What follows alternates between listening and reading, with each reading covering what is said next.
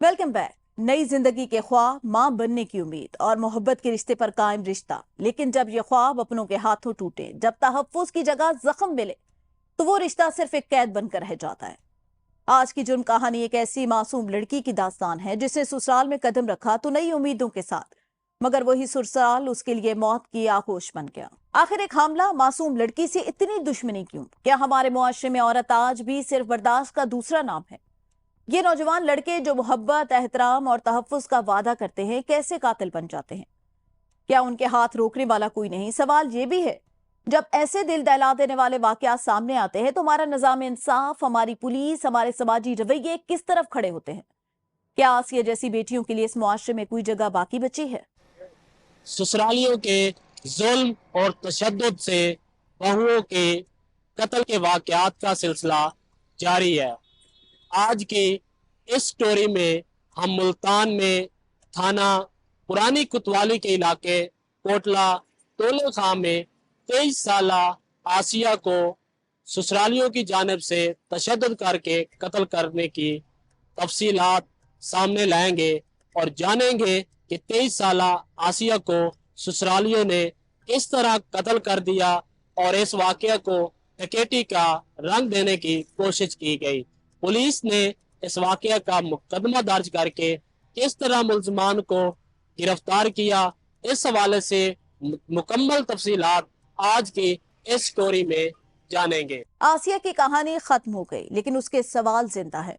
सवाल ये है कि ऐसे मुजरिमों को आखिर कौन सा तहफ्फुज हासिल है? क्या पुलिस वाकई खुददार तफ्तीश कर रही है या मुतासरा खानदान के इल्जामात दुरुस्त साबित होंगे?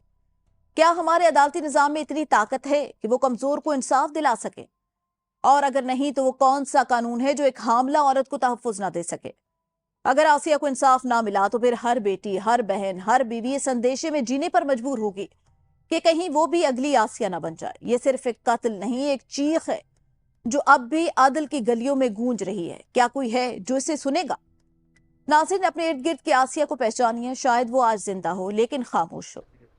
3 मई 2025 को मकतूला आसिया की लाश ससुराली घर से मिली थी। मकतूला आसिया के लवाकिन इस वक्त हमारे साथ मौजूद हैं। उनसे जानते हैं कि उनको इस वारदात की इतला कैसे मिली थी और वो वहाँ पे पहुँचे थे तो क्या मंजर था। जी बताइएगा कि मकतूला आसिया को ससुराली घर से उसकी लाश मिली थी, आप वहाँ पहुँचे थे, क्या सूरत हाल थी और पुलिस ने जो तफ्तीश की है उस हवाले से आपका क्या कहना? जब हमें वहीं पे बुलाया गया था, हम वहीं पे पहुंचे हैं, तो हमने तो उसको ऐसी हालात में, ऐसी कंडीशन में देखा, हमें समझ नहीं आ रही थी हम इसको क्या नाम दें। और 11:15 बजे उन्होंने हमें बुलाया। वहीं पे पुलिस भी मौजूद थी, सारा कुछ मौजूद था, सारे लोग वहीं पे मौजूद थे। हमें बाद में बुलाया गया कि आपकी बच्ची ने ना खुदकशी किया है। ऐसी खुदकशी होती है जिसका गला कटा हुआ, बाजू कटे हुए, उसका मुंह ऐसी तरीके से नोचा हुआ था, ऐसे पत्थर की तरह था। अल्लाह जाने कोई केमिकल इस्तेमाल किया है, क्या किया है। और पे हम तो यही कह सकते हैं कि हमारी बच्ची को अगर उन्होंने कत्ल किया है, वहीं से बरामद हुई है उसकी लाश, और आज उनके बंदों को छोड़ते जा रहे हैं, उनकी नंदों को छोड़ दिया गया है। किस बुनियाद पे छोड़ा गया है? उनके साथ वो उन्होंने क्यों नहीं किया? हमें बताएं, हमारी बच्ची का किसने कत्ल किया? हमें कातिल पेश करें। वो क्यों छोड़ते जा रहे हैं? हमें मुतमईन नहीं है पुलिस के ऊपर। जी, लवाकिन का कहना है कि हम पुलिस से मुतमईन नहीं है। मकतूला आसिया की बहन हमारे साथ मौजूद है, मजीद तफसीलात उनसे जानते हैं। आप बताइएगा कि आपकी बहन को, कज़न को बेदर्दी के साथ कत्ल किया गया है, क्या कहना चाहते हैं आप? मैं बस यही कहना चाहती हूँ कि उसके कातिल उसके ससुराल वाले हैं। मकतूल खुद कहती थी कि मेरे साथ जुल्म करते हैं, लेकिन उसके साथ उसको मेंटली टॉर्चर करते थे। उसको फिजिकली टॉर्चर नहीं करते थे कि वो अपने जख्म आके दिखा सके कि मेरे साथ ये करते हैं। वो अपनी नंदों का नाम लेती थी, 2 नंदों का, एक देवर का, शोहर का, सास का भी। कहती है सारे मुझे ऐसे तंग करते हैं, मुझे कहती दिमागी मरीज बना रहे हैं। वो मतलब एक गुस्से वाली लड़की बन गई थी, इतनी हंसती खेलती लड़की, और वो छोटी छोटी बात पे खाने को दौड़ती थी। हमें समझ नहीं आती थी। मैं कहती आसिया तू शादी के बाद चेंज हो गई है, लेकिन मुझे क्या पता था उसके साथ इतना जुल्म हो रहा है। उसके देवर की भी उस पर गलत नजर थी। ससुराल वालों को आपने मुकदमे में नामजद किया है, अब पुलिस जो है उसकी तफ्तीश का अमल भी जारी है, वो किस सूरत पे पहुंचा हुआ है और आप पुलिस से कितने % जो है वो ہم پولیس سے بالکل بھی سیٹسفائیڈ نہیں ہے، کیونکہ پولیس ایک چرس پی رہا ہوگا، اس کے ساتھ ایک لڑکا سلام کرنے بیٹھ جائے گا تو اسے بھی ساتھ میں اٹھا لیں گے، مہینہ ان کی ریمانڈ لیں گے بے بنیاد، نہ ان کے پاس ثبوت ہوگا کہ مطلب وہ چرس پی رہا تھا یا نہیں، اس کو ویسے ہی ماریں گے۔ تو ایک قاتل کے گھر سے لاش برآمد ہوئی ہے، چلو اتنے سارے گواہ ہیں، لڑکی کی بہنیں گواہ ہیں، لڑکی کی ماں، سب، لڑکی خود مقتولہ خود گواہ تھی کہ میرے ساتھ ظلم ہوا ہے، لیکن کیا ہے، انہوں نے چھوڑ دیا، پیسے لے کے چھوڑے، پتہ نہیں کیسے، انہیں کیوں، کس بنیاد پہ چھوڑا ہے اسے۔ اب آپ کا اداروں سے کیا مطالبہ ہے؟ ہمارے اداروں سے یہی مطالبہ ہے کہ ایک غریب لڑکی مرے، فوت ہوئے، اس کا گلا کاٹ دیا جائے، 2 قتل کیے ہیں انہوں نے، ایک اس کے بچے کا بھی، 4 ماہ کی وہ حاملہ تھی، 2 قتل کیا لیکن کوئی ایکشن نہیں لیا۔ پنجاب پولیس سے یہی میری گزارش ہے کہ مطلب یہی شکایت ہے ان لوگوں سے کہ اگر کوئی امیر کی لڑکی فوت ہو جائے، اس کے ساتھ کوئی ظلم ہو تو یہ حلال اتنا شور ڈال دیتے ہیں، پورے سوشل میڈیا پہ بات مطلب مشہور ہو جاتی ہے، سوشل میڈیا کے انفلوئنسر سے ہم نے بات کی ہے، یہاں تک کہ وہ غریب تھی اس لیے اس کے لیے کسی نے کوئی آواز نہیں اٹھائی، یہ سارے امیروں کے لیے آواز اٹھاتے ہیں، کیوں؟ وہ غریب تھی، وہ فیمس لڑکی نہیں تھی، لیکن وہ انسان تو تھی نا، اس کے پیٹ میں ایک بچہ پڑ رہا تھا، ایک جان پڑ رہی تھی، اس کو بھی مار دیا، 2 قتل کیے، 2 انسانوں کو مار چکے ہیں، لیکن وہ رہا گھوم رہے ہیں، کس بنیاد پہ؟ جی بالکل، جیسا کہ آپ نے مقتولہ آسیہ کے لواحقین کی بات سنی ہے، ان کا مطالبہ ہے کہ مقتولہ جو ہے وہ ایک غریب خاتون تھی، اس کا بے دردی کے ساتھ سسرالیوں نے قتل کیا ہے۔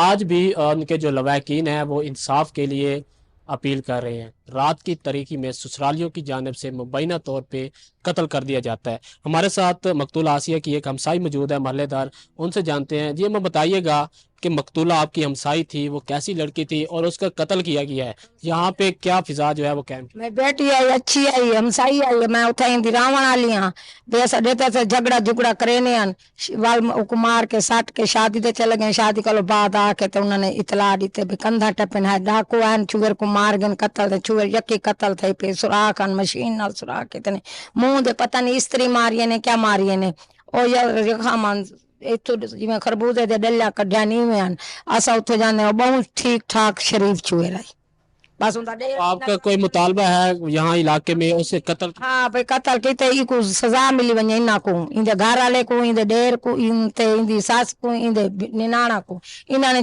5 رل کے نہ چوگر کو مارے۔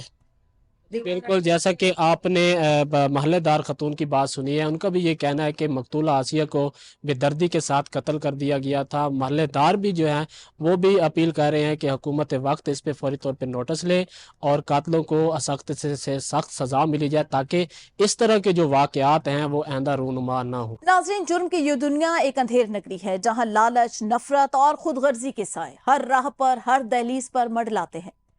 یہ وہ گلیاں ہیں جہاں انسانیت دم توڑتی ہے اور ضمیر خاموش تماشائی بن کر دیکھتا رہتا ہے۔ مگر یاد رکھیے، اندھیرا چاہے جتنا بھی گہرا ہو، انصاف کی کرن راستہ ضرور بناتی ہے۔ وہ روشنی جو سچائی کے سینے سے پھوٹتی ہے، کبھی بجھتی نہیں، کبھی تھکتی نہیں۔ ہر جرم ایک زخم ہے جو صرف رشتہ نہیں بلکہ سبق بھی دیتا ہے۔ ہر مجرم ایک داستان ہے جو صرف دہلاتی نہیں بلکہ جھنجھوڑتی ہے۔ ہمیں ان کہانیوں کو صرف سننا نہیں، سمجھنا ہے، اپنے دل، اپنے ضمیر اور اپنے معاشرے کی حفاظت کے لیے قانون، اخلاق، انسانیت کے حدوں کو نہ صرف پہچاننا ہے بلکہ ان پر ڈٹ جانا ہے۔